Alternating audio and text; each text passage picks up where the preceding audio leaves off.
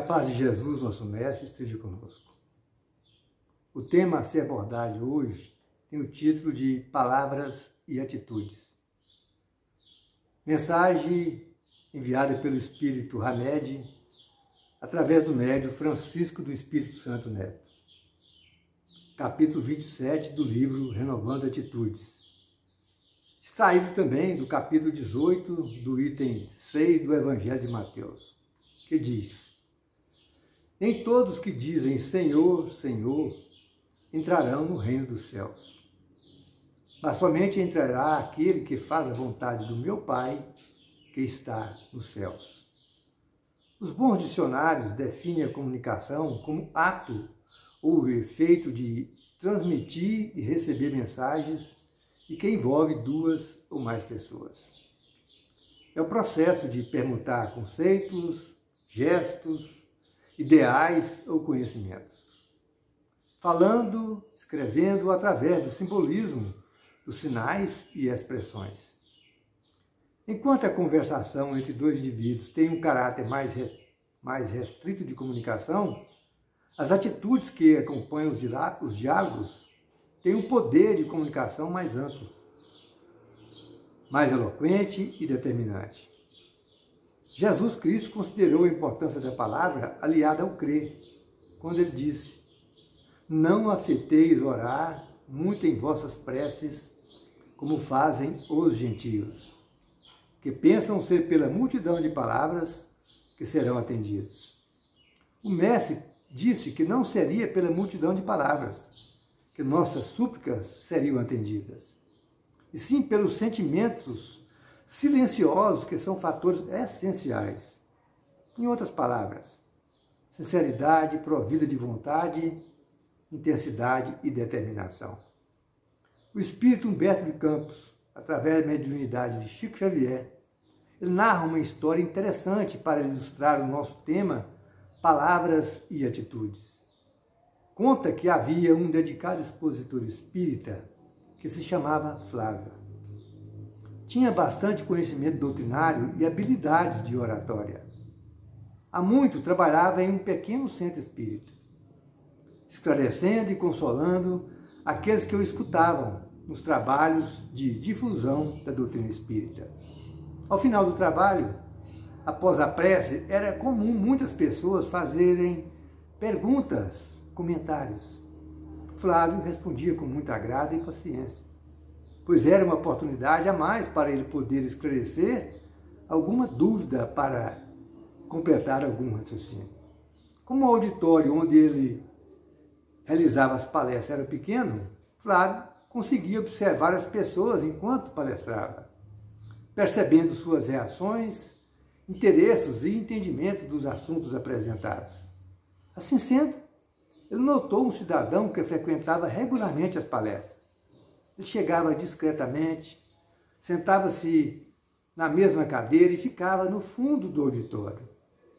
Assistia o trabalho com muita atenção, sem fazer nenhuma pergunta. E quando terminava a palestra, ele saía silenciosamente. Assim foi por muitos anos. Um determinado dia, Flávio, ao terminar a palestra, notou que aquele cidadão anônimo não havia comparecido. Assim sucedeu durante várias semanas, sem ele nunca mais retornar ao centro espírita.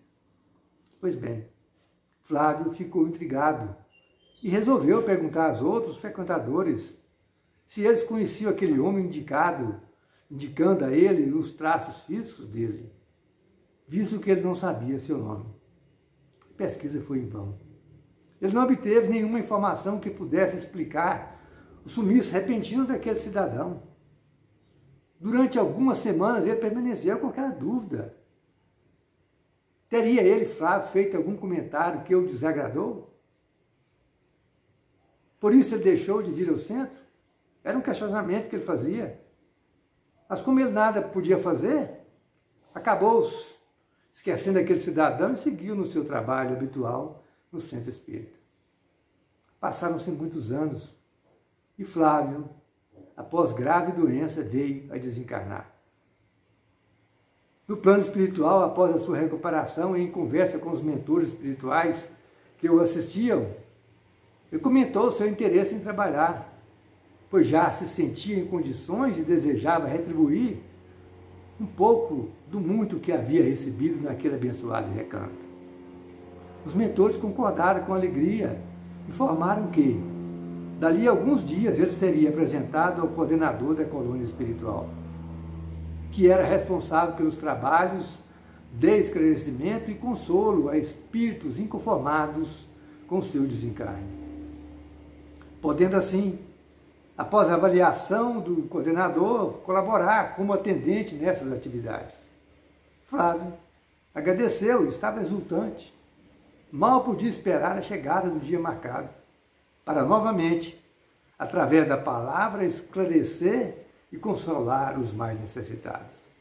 Estava ansioso por conhecer o coordenador da tarefa, pois todos teceram elogios à sua dedicação, o seu desvelo e amor cristão no trato com os irmãos em sofrimento. No dia marcado, Flávio foi apresentado ao irmão Pedro. Foi uma grande surpresa. Flávio reconheceu em Pedro aquele cidadão anônimo que assistira muitas de suas palestras doutrinárias e depois repentinamente desapareceu. Pedro, bastante emocionado, lembrava-se bem de Flávio e disse: "Você é muito bem-vindo a este trabalho. Tenho uma gratidão enorme a você, pois foram graças às suas palestras que eu tive a oportunidade de conhecer a doutrina espírita, a qual me modificou interiormente, e possibilitando vencer imperfeições, superar inúmeras dificuldades vivenciadas da última encarnação. Após uma dolorosa moléstia, desencarnei, despertando e renovado nesse lado da vida. E pela misericórdia de Deus, hoje posso ser útil nesse abençoado recanto de trabalho, que também é amor e assistência. E assim, dando uma oportunidade e continuidade ao meu progresso como espírito imortal."